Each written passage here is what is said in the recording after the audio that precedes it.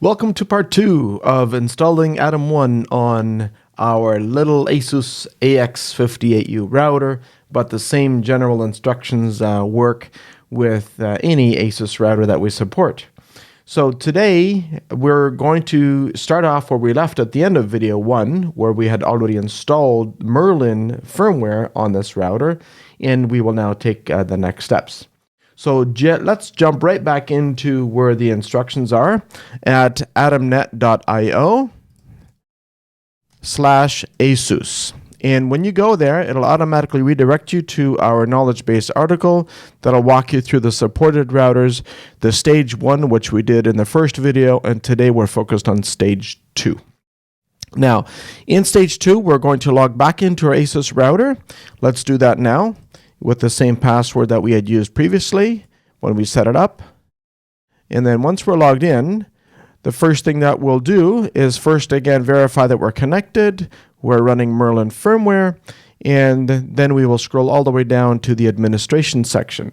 And in the administration section of the router dashboard is where we can make changes to the feature set. So let's click on the System tab, and then scroll down to where the SSH settings are. And you'll see here in the service section, enable SSH is an option for LAN or LAN and WAN.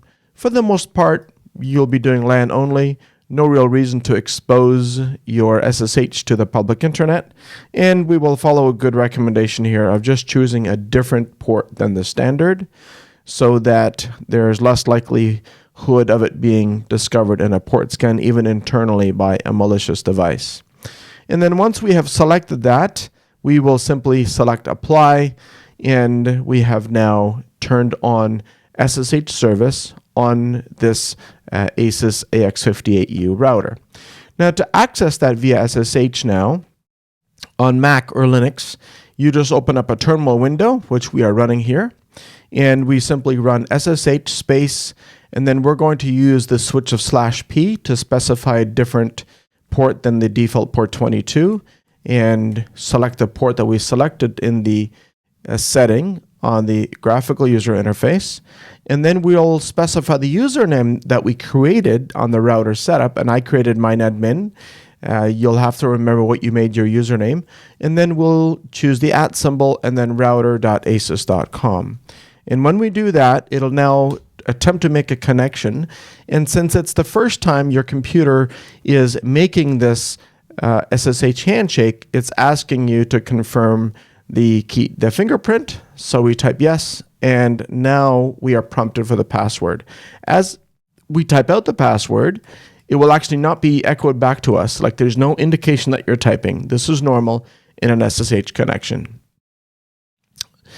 Now, we are landed on the ASUS router's SSH service, and now we can go back to our instructions to look for the next steps. So we have now basically logged in here, and we have now made an SSH connection as well. So we've done step 2 in stage 2, and now we will do step 3 and just check to see if our date is correct. And if this matches your date at the time that you're doing this, then that's good. If not, then you want to run that service there to restart it. Now we're ready for sub-step number 4. We're moving along here pretty well. And I'm going to type in cd /tmp. And then I will paste the next command in here. And what this is basically doing is it's downloading a shell script.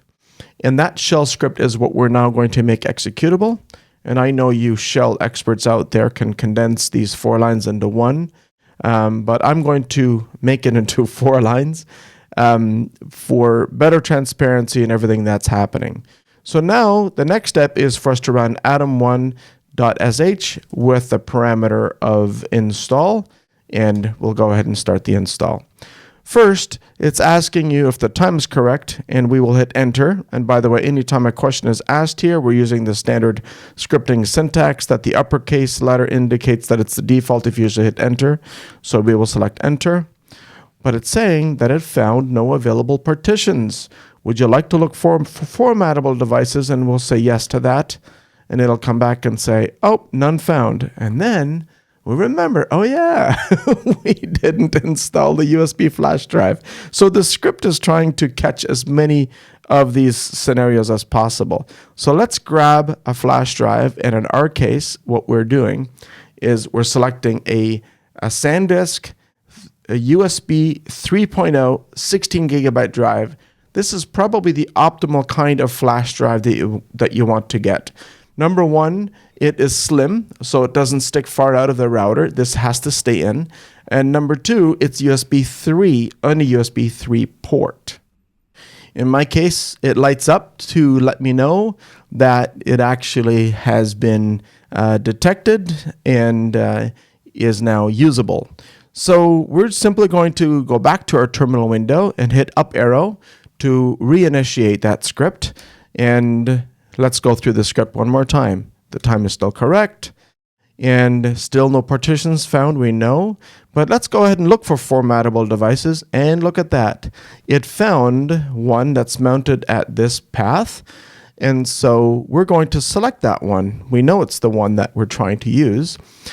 And if you do this, whatever flash drive you've installed, it will absolutely be wiped out. Any partitions are going to be gone instantly, and it's going to format it as ext2. So make sure that you don't have any data on your flash drive that you're installing on there. Now, you notice that it formatted it pretty quickly, but if you have a USB 2 drive or a USB 2 port on an older model ASUS router, a 32 gig partition on a USB 2 drive or port could take over 30 minutes. So just because it sat at that previous step way longer than it did for me, doesn't mean anything. Okay, so let's select a mount point, and we're going to select option number 1 since it's already formatted. And let's go ahead and say yes to enabling automatic weekly upgrade checks. So you'll see in a cron tab, which is a scheduled task on the router, that every week, as long as you have it running overnight, it checks in the middle of the night to see if there's an upgrade of Atom 1, and if so, it installs that. We'll select that. The next question is about whether during the router startup, during that window of time when it started up but Atom 1 hasn't connected to the cloud, if you want any traffic to pass, right? So this would be an opportunity for unfiltered traffic to get through. So we're going to select the default of yes, we want that to be a hard block. The next question is whether we want to hijack and redirect all non-Atom 1 DNS queries. For example, if you have an endpoint, a Windows computer, or a smartphone that's statically set to 8.8.8.8, but now you want that device to forcefully filter using the software that's and your policy that's running on Atom 1, then you want to make sure that this is set to yes. So we will hit enter and choose the default. The next question is about how DNS over HTTPS common endpoints should be treated. And in Firefox installs in some countries, it's now a default where the moment Firefox is installed, you automatically have that Firefox instance using DNS over HTTPS or DOH to Cloudflare, in which case DNS-based filtering is completely circumvented. So if you want that bypassing, that's in most cases unintentional, to be blocked, then you can have these common DOH endpoints blocked by hitting enter here or yes. And the next question is all about how large of a swap file you might want to use. It's an option, but in most cases, unless you're an expert user and you want to make use of more services on the router and you'll be running out of RAM memory, then you might want to choose one. In our case, we will choose N for no swap file.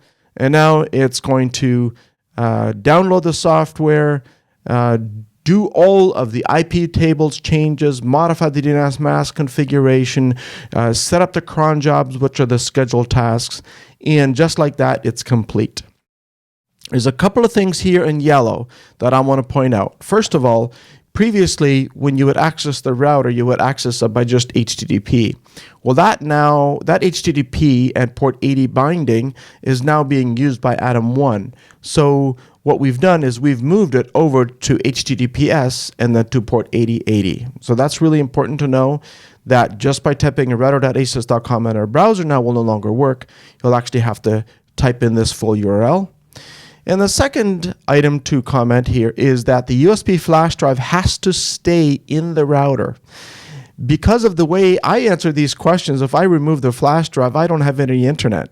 So it needs to stay in there because the software that runs Atom 1 is actually on that USB flash drive in your router. And so at this point, what we could do is we could go through the troubleshooting section in the article, and we could check and see what our status is. And if we do a status check by copying and pasting that, we see that the muscle is running and the IP tables and IP set rules are in place. Under normal circumstances, that's what you'll see. When you don't have those answers, then there might be some problems that might still need to be resolved in your particular scenario. And hopefully this particular knowledge base article at atomnet.io/ASUS captures all of the scenarios. By the time you watch and try this video, there's a number of troubleshooting steps there that can be taken for different outcomes in different scenarios. So that's video 2 of 3. I hope you enjoyed that, and take a look at the links for video number 3. Bye for now.